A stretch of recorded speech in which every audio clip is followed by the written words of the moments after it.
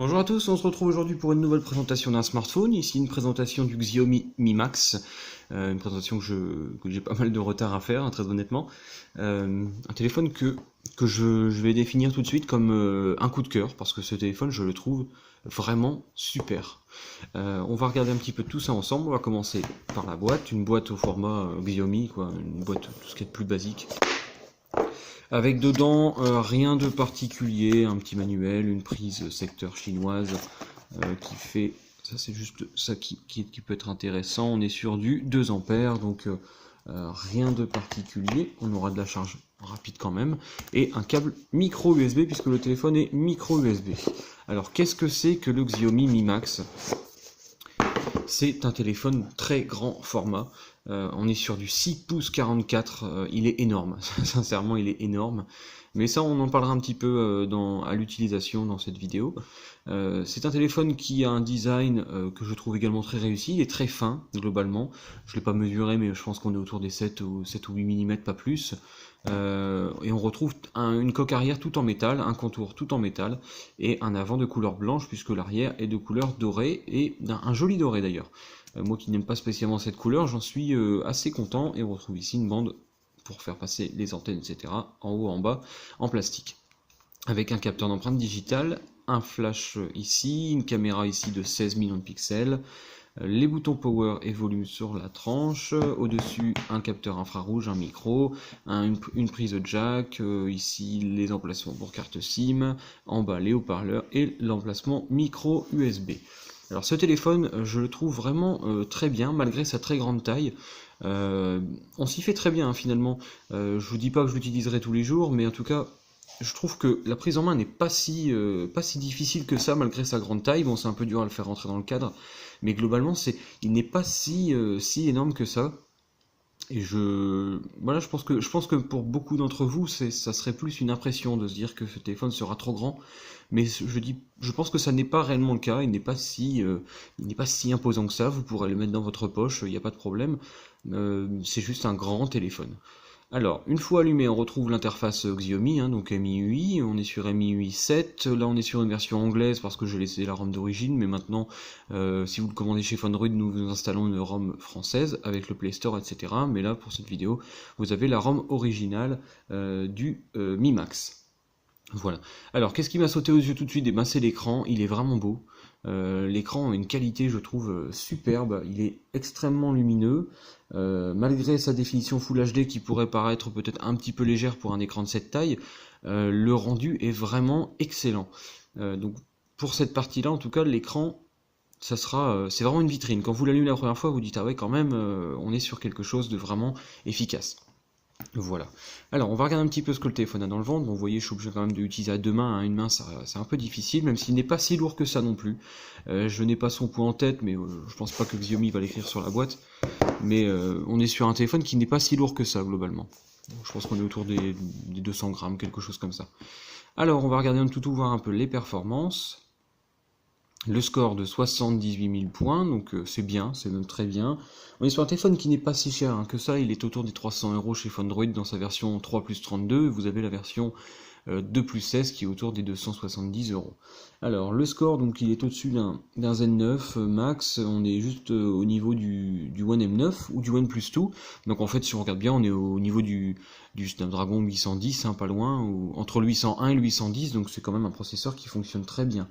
On est sur Android 6, on retrouve un processeur donc, qui fait 6 cœurs, un écran Full HD comme je disais, caméra 16 millions de pixels, 3 Go de RAM, 32 Go de stockage, le processeur est à 1,8 GHz, la puce graphique c'est une Adreno 510, donc vraiment du grand classique, mais en très bien quand même, parce qu'à ce tarif-là, ce téléphone est quand même très intéressant pour sa grande taille et ce qu'il propose à l'intérieur. Ensuite, on va regarder donc la galerie pour voir le 3D Mark. Alors, le 3D Mark dans Screenshot.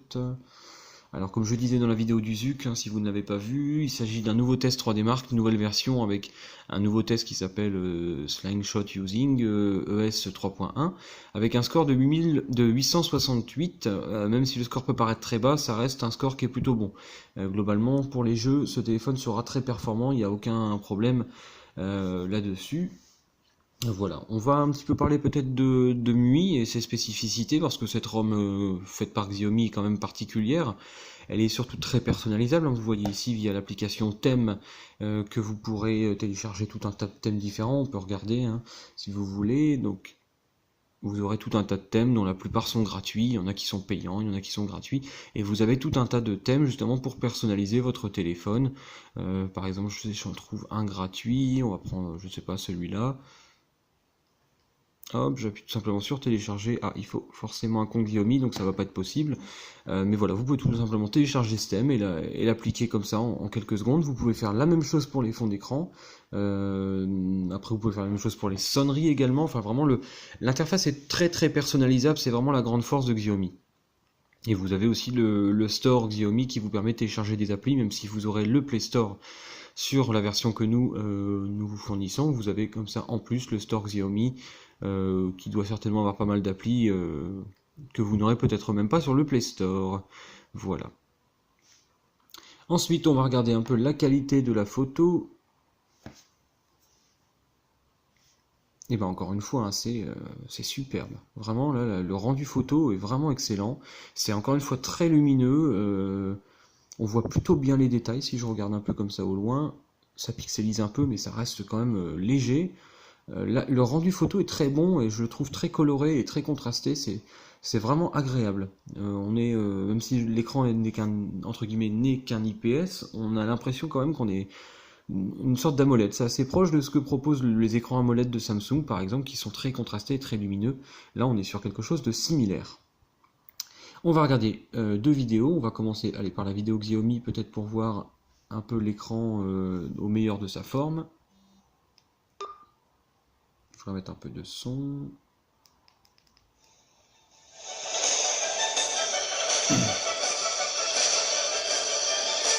Xiaomi 手机为发烧而生。嗨，这就是小米手机。嘿嘿，嘿嘿，嘿嘿，嘿嘿，小米手机为发烧而生。Ben, c'est pareil, hein, je continue à persister, cet écran est vraiment superbe, le rendu est excellent, les vidéos sont très claires, même le son est vraiment bien également. Je pense que pour le coup c'est vraiment un téléphone pour le multimédia qui sera parfait. Si vous êtes un utilisateur régulier de multimédia, je pense que vous allez vraiment l'apprécier. Ensuite, pour la vidéo que je mets d'habitude,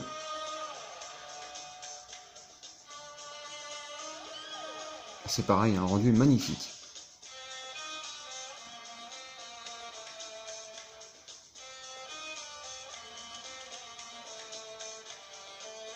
Le rendu est vraiment magnifique, même au niveau sonore, c'est vraiment très bien. Qu'est-ce que je dirais donc de ce Xiaomi Mi Max? C'est un téléphone que je vous recommande sans la moindre hésitation, et ce que je vous conseille surtout, c'est de ne pas avoir d'a priori. Il est grand, ça c'est certain. Mais je pense vraiment qu'avec un petit peu d'utilisation, on peut vraiment s'y faire. Il n'est pas si dérangeant que ça au niveau de son format. Et vraiment, je pense que ça serait dommage de s'arrêter uniquement à sa grande taille. Si vous êtes un adepte de multimédia, vous aimez bien regarder des films ou des choses comme ça sur votre téléphone, c'est vraiment le téléphone que je vous recommande le plus parce que sa grande taille fait vraiment sa force et la qualité de son écran et de même sa partie sonore et photo. Je pense que ça sera très intéressant de se pencher un petit peu sur ce modèle, qui n'est en plus pas trop cher, il est à moins de 300 € chez Fundroid. Voilà, moi je vous dis à bientôt pour une prochaine vidéo.